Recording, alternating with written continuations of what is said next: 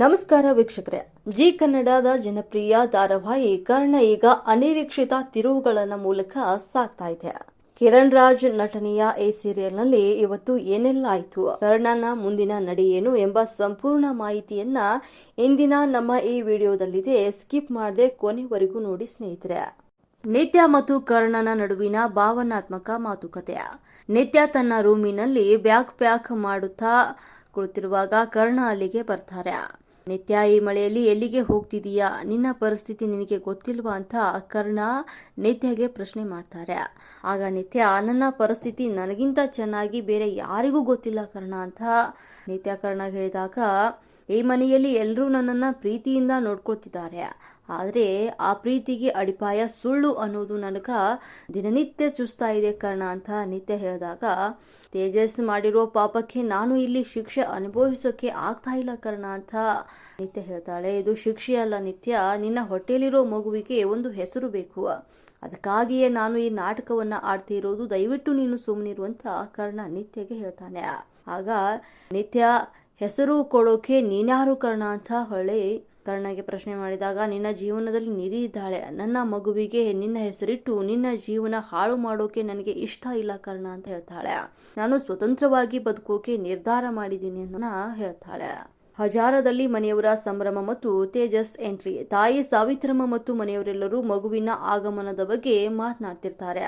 ಸಾವಿತ್ರಮ್ಮ, ನೋಡ್ರಪ್ಪ, ನಮ್ಮ ಮನೆಗೆ ಮಹಾಲಕ್ಷ್ಮಿ ಬರ್ತಿದ್ದಾಳೆ, ಕರ್ಣನ ಜೀವನ ಈಗಲಾದ್ರೂ ಒಂದು ದಾರಿಗೆ ಬಂತಲ್ಲ ಅನ್ನೋದೇ ನನಗೆ ಖುಷಿ ಅಂತ ಸಾವಿತ್ರಮ್ಮನವರು ಹೇಳ್ತಾರೆ. ತೇಜಸ್ ಆಗ ಕುಹುಕ ನಗುವಿನೊಂದಿಗೆ ಎಂಟ್ರಿ ಕೊಡ್ತಾ, ಏನ್ ದೊಡ್ಡಮ್ಮ, ತುಂಬಾ ಸಂಭ್ರಮದಲ್ಲಿದ್ದೀರಾ, ಆದರೆ ಈ ಸಂಭ್ರಮ ಎಷ್ಟು ದಿನ ಇರುತ್ತೆ ಅಂತ ಸ್ವಲ್ಪ ಯೋಚನೆ ಮಾಡಿ ಅಂತ ಹೇಳ್ತಾನೆ. ಕರ್ಣ ಕೋಪದಿಂದ, ತೇಜಸ್, ಇಲ್ಲಿಗೆ ಯಾಕೆ ಬಂದೆ ನೀನು ಅಂತ ಕೇಳಿದಾಗ, ಮರ್ಯಾದೆಯಿಂದ ಇಲ್ಲಿಂದ ಹೊರಟು ಹೋಗು ಅಂತ ಕರ್ಣ ತೇಜಸ್ಗೆ ಹೇಳ್ತಾನೆ. ತೇಜಸ್ ಆಗ, ಯಾಕೆ ಬ್ರದರ್, ನನ್ನ ಮಗುವಿನ ಬಗ್ಗೆ ಅಪ್ಡೇಟ್ ತೆಗೆದುಕೊಳ್ಳೋಕೆ ನಾನು ಬರಬಾರ್ದಾ ಅಂತ ಹೇಳ್ತಾನೆ. ನಿತ್ಯ ಹೊಟ್ಟೆಯಲ್ಲಿ ಇರೋದು ನನ್ನ ರಕ್ತ ಅನ್ನೋದು ನಿನಗೂ ಗೊತ್ತು, ನನಗೂ ಗೊತ್ತು, ಈ DNA ರಿಪೋರ್ಟ್ ಬರೋವರೆಗೂ ನಿನ್ನ ಸುಳ್ಳಿನ ಆಟ ನಡೆಯುತ್ತೆ ಅಷ್ಟೇ ಅಂತ ತೇಜಸ್ ಕರ್ಣಗೆ ಹೇಳ್ತಾನೆ.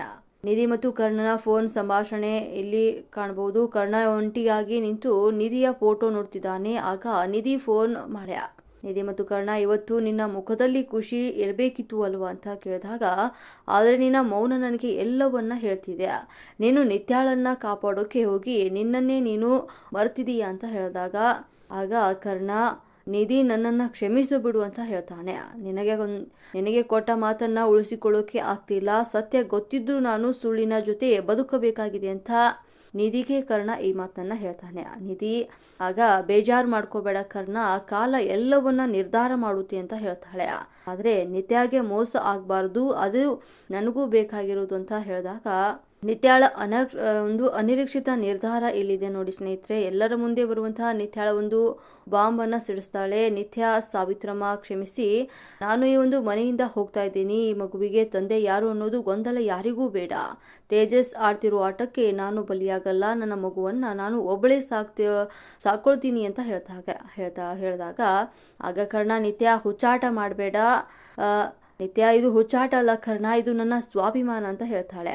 ವೀಕ್ಷಕರೇ, ನಿತ್ಯ ಮನೆ ಬಿಟ್ಟು ಹೋಗಿದ್ದು ಸರಿಯೇ ಅಥವಾ ಕರ್ಣ ಅವಳನ್ನ ತಡೆಯಬೇಕಿತ್ತ? ನಿಮ್ಮ ಅನಿಸಿಕೆ ಏನೆಂಬುದನ್ನ ಕಮೆಂಟ್ ಬಾಕ್ಸ್ ಅಲ್ಲಿ ತಿಳಿಸಿ. ಈ ನಮ್ಮ ವಿಡಿಯೋ ಇಷ್ಟವಾದ್ರೆ ಲೈಕ್ ಮಾಡಿ, ಶೇರ್ ಮಾಡಿ ಮತ್ತು ಇಂತಹದ್ದೇ ಹೆಚ್ಚಿನ ಅಪ್ಡೇಟ್ಸ್ಗಳಿಗಾಗಿ ನಮ್ಮ ಚಾನೆಲ್ ಅನ್ನ ಸಬ್ಸ್ಕ್ರೈಬ್ ಆಗುವುದು ಮರೆಯಬೇಡಿ. ಧನ್ಯವಾದಗಳು.